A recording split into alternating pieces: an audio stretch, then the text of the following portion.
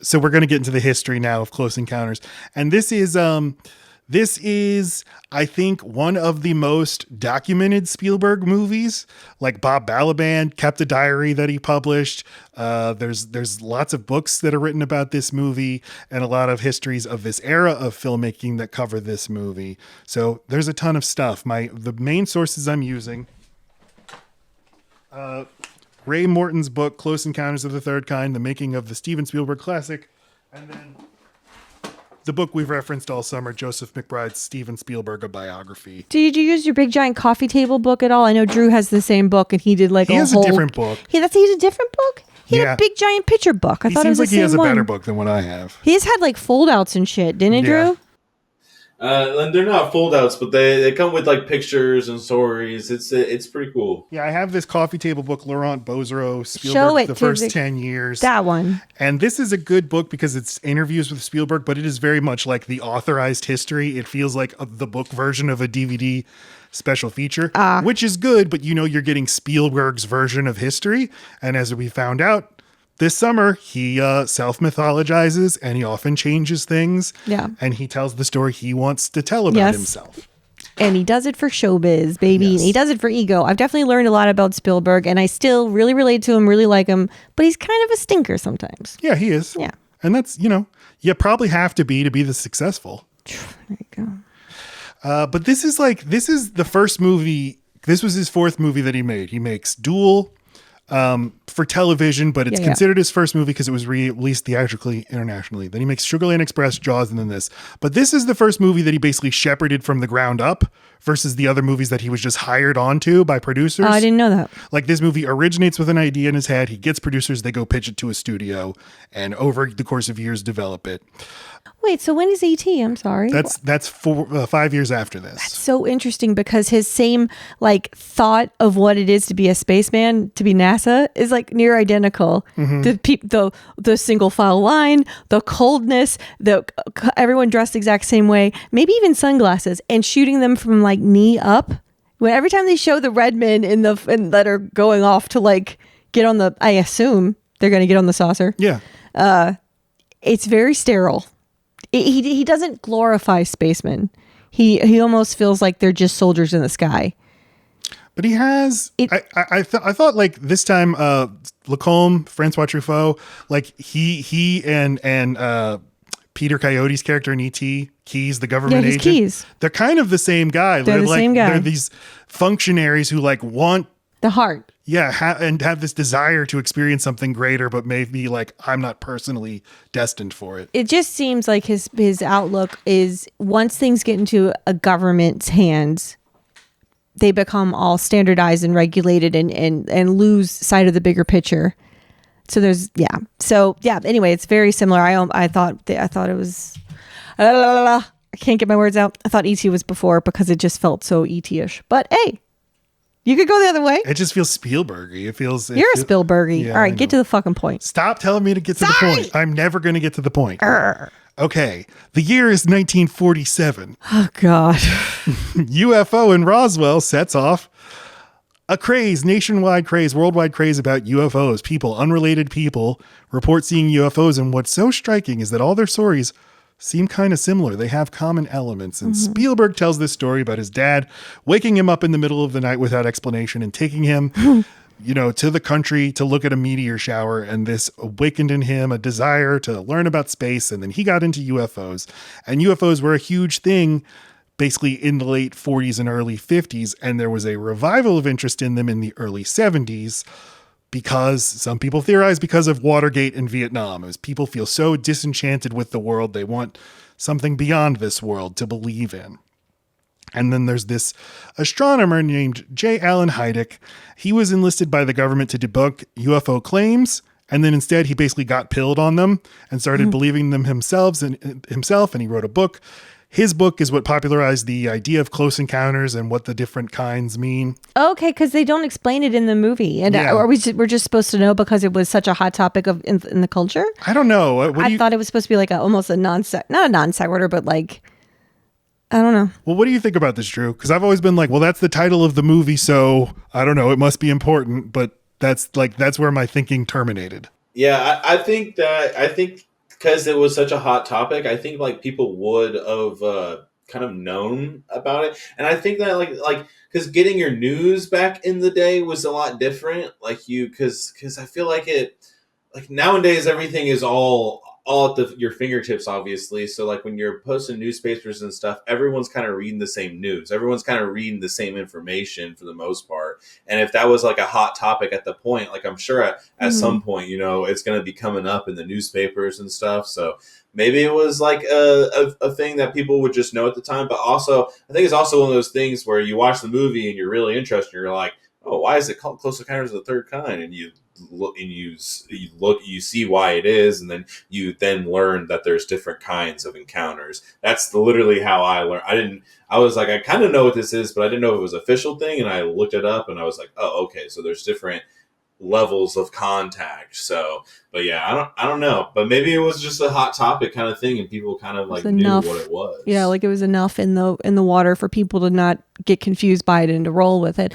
But I was going to guess that there is a known category for a first and a second kind, and that what happens to Roy and the what's the woman's name? Jillian. And Jillian in this movie is the third kind. This like yearning. It means direct interaction versus the first, which is like I see something. The second, there is some sort of physical evidence. And the third, which is we directly interacted. We got the sunburn. Yeah. Heideck, that astronomer, Spielberg hired him as a consultant. He appears in the movie, and he's just the technical advisor to try to make it seem as like rooted in government process and based on the best understanding of science that they had at the time. All right, 1964, Steven Spielberg makes a movie as a child called Firelight, and he screens it at a local theater in Phoenix for all of his friends, and it's a 40-minute movie, and it's about UFOs, and he basically says this is the first draft for Close Encounters. When he finally started getting some cachet, he wanted to return and kind of remake and expand on Firelight, which is not available to see. You can only see like 2 minutes of it. But it's like this legendary early achievement of his. They're like newspaper articles were getting written about the wonder kid in Phoenix who's making movies. And Who looks like Frankenstein's monster. Look at that fucking picture. Who looks like Frankenstein's monster. Looking at. Look, he looks like Lurch. What's his hair doing? He kind of does look like Lurch, yeah. Okay, sorry, Spielberg. But what he never decided, like his only idea was like, I want to do UFOs and people like reacting to UFOs. He didn't know if it was going to be good aliens, bad aliens, what else there was going to be about the story, but he always clung to the idea of wanting to revisit it. Okay, now we jump forward ahead to 1974. Spielberg just finishes up on the Sugarland Express, his first theatrical feature film, and it's a disappointment, and he's really worried about what he does next with his career, because if he makes 2 disappointing movies in a row, that can prevent his career from really taking off. So yeah, he's decides what he wants to do is he wants to make a big budget version of Firelight, and he decides he wants to combine sort of a 70s paranoia element inspired by Watergate, have like government cover-ups and all kinds of stuff like that. And he pitches it to Fox, and Alan Ladd Jr., the studio exec at Fox, says, basically, Spielberg, you're an unproven commodity. You have to partner up with either a star or a big name producer. And then, because Spielberg has his office on the Universal lot, he becomes friends with the producer, Michael Phillips, who is producing The Sting for Universal. And they ate lunch together. And he realized, like, oh, you're a big producer. You can be my meal ticket. So he partners up with him to pitch the movie. And Michael Phillips had this interesting quote about in the McBride book about like, even though Spielberg had his home at Universal, like even from the beginning, he's like, no, I want to go work with another studio. And we've theorized it's the divorced child in Spielberg, who's always looking for approval from different studio execs. You don't want anyone to think your special sauce is something outside of your brain, your wonder kidness. Like, no, I could make it other places. I can make you like me, Daddy. Yeah. Yeah. So no, I won't work with the Universal execs who love me and are making my career take off. I'm going to go to different studios. Yeah. Okay. So the project, they're calling the project Watch the Skies. But Michael Phillips's wife is his producing partner, and she is the most interesting character in this story. And notably, her name is basically erased from the record books. of this movie, of Spielberg's career, on all the special features. Her name is never mentioned in the Bozero book of interviews with him. Never mentioned once. At most, he'll be like, and my producing partners. And that's Julia Phillips, who was the first woman to ever win a Best Picture Oscar for producing The Sting. And then she produced Taxi Driver, and then she produced Close Encounters of the Third Kind, from which she would ultimately be fired during post-production because of a cocaine addiction and numerous meltdowns. All right. She feuded with tons of people on set, including Francois Truffaut, including the cinematographer Vilmos Zsigmond, and basically her career kind of collapsed, and the only move she had left at the end of the 80s was to write a famous tell-all memoir, You'll Never Eat Lunch in This Town Again. That was a sensation when it came out and has like permanently exiled her from the industry, but she has a lot of things to say about Steven Spielberg. She's the magician that told all the damn secrets. Yes. You're out of the community. So I tried to read this 600-page book. I read a lot of it. It's 600 pages. Oh my God. Yes, but she is a bad writer, and she writes it like she had gotten clean, but it's written like she's on cocaine. It's very manic. And it's also like presented in a very not like she said she didn't take notes or anything. This is all from her memory, but she presents everything like it's a conversation that's happening contemporaneously. And then I'm like, look, your shoes look great. Number 2, why are you being such a prick, Spielberg? And then he's like, yes, slow your roll. I mean, kind of, but it's got all these tales. She's running with, Francis Ford Coppola and Scorsese and George Lucas and Paul Schrader and Brian De Palma and all these people. And she's doing drugs with all of them and fucking all of them. And she talks about how much cocaine she was on when she won her Oscar. She said she did $15,000 worth of cocaine a week. That's too many. Yeah. That's too many. So, but she is the producer of Close Encounters of the Third Kind. And to whatever extent we need to How credit. else do you think you get stuff done, baby? Well, no sprinkles. But there's no reporting on exactly what made her get fired. She says she did nothing wrong. Spielberg doesn't talk about it. So I don't know. So she says things about Spielberg like, this is a quote from the Joseph McBride book. Quote, Julia Phillips claimed in a 1991 interview that cocaine had never been a problem for her before Close Encounters. It was only when I started working with Steven, he was such a perfectionist. In her book, she attacks Spielberg as the little prick, a precocious 7-year-old with a childish self-preoccupation. At the time of the book's publication, a spokesman for Spielberg told the press that the director was busy shooting Hook and would have nothing to say about You'll Never Eat Lunch in This Town Again. To this day, he has made no public comment about it. End quote.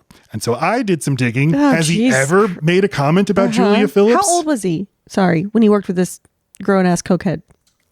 He was 31, 32, I think, when he made Close Encounters. A little bit older than a little prick. But okay. Yeah. She died in 2002. He didn't say anything. There's no quote from him. So yeah, like Trotsky, she has been erased from the records.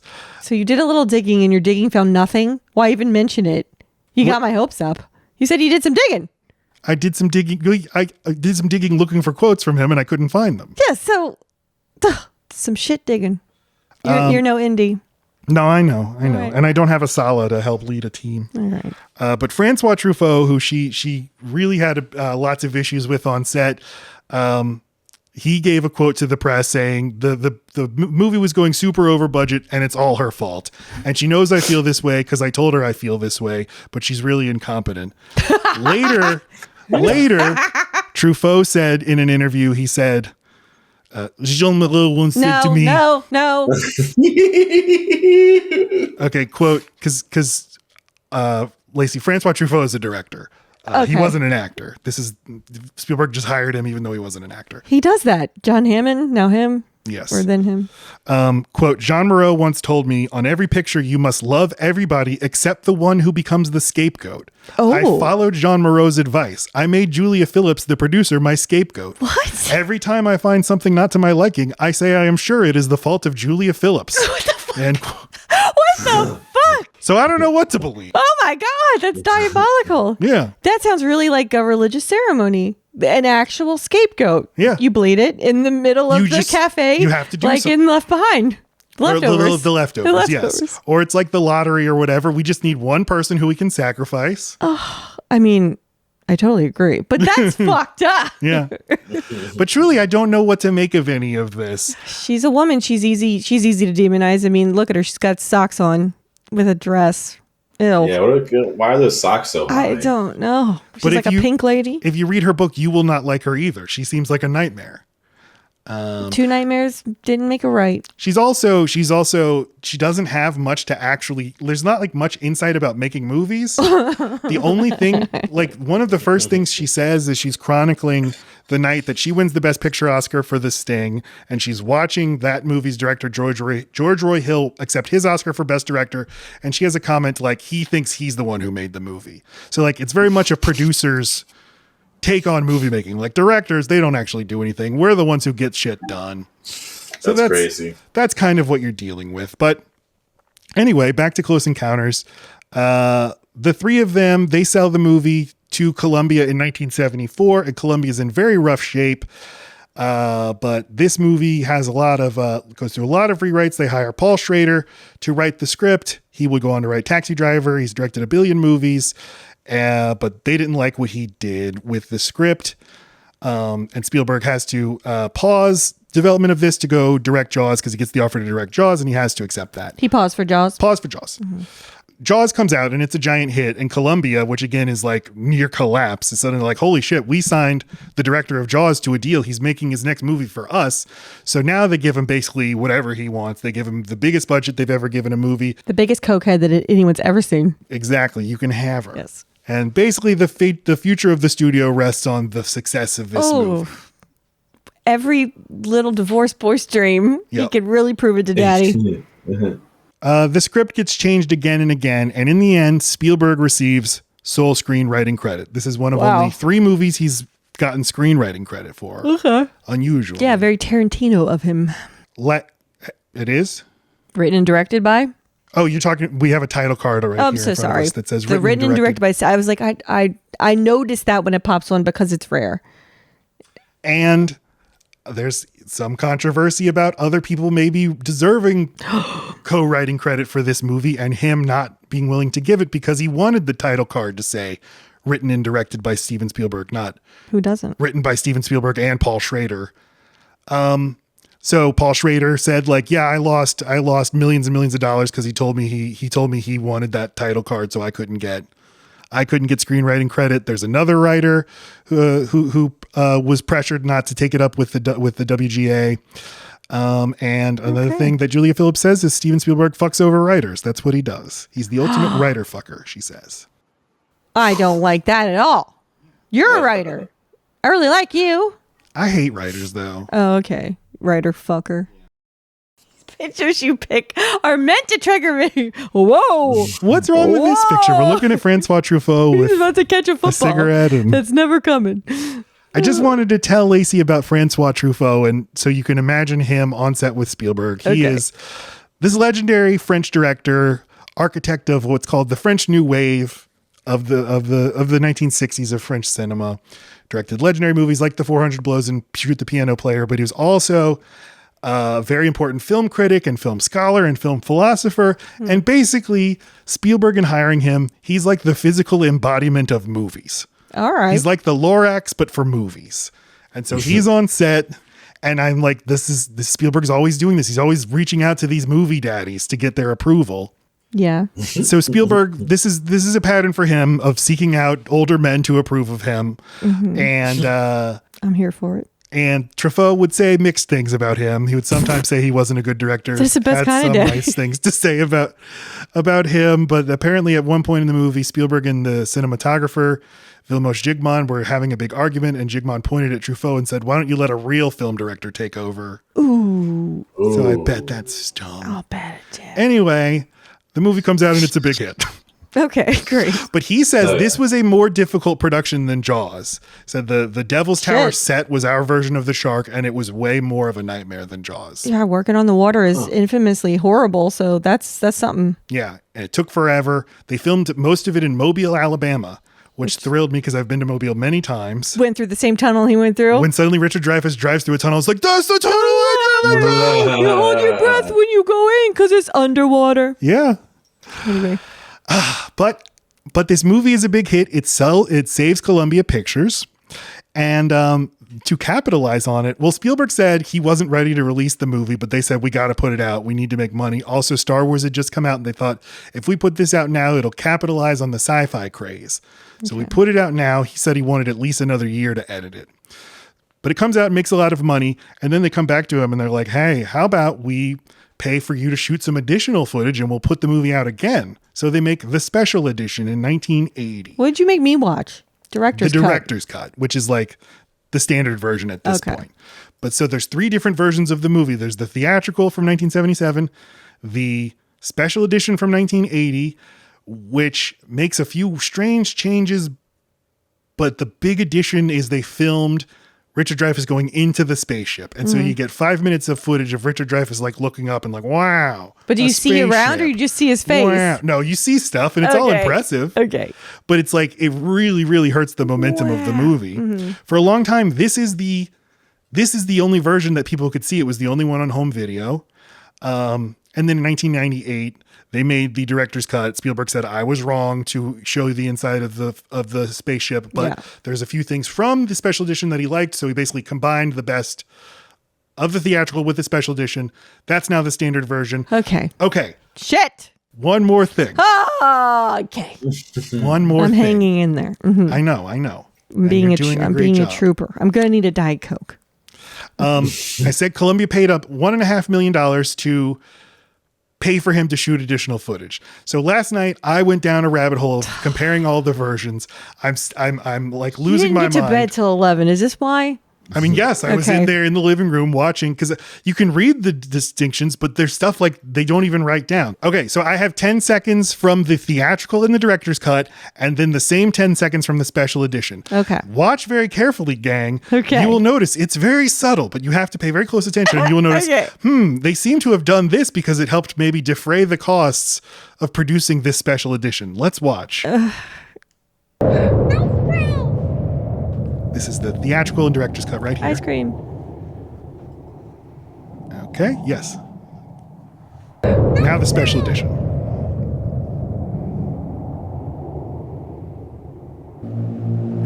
Now.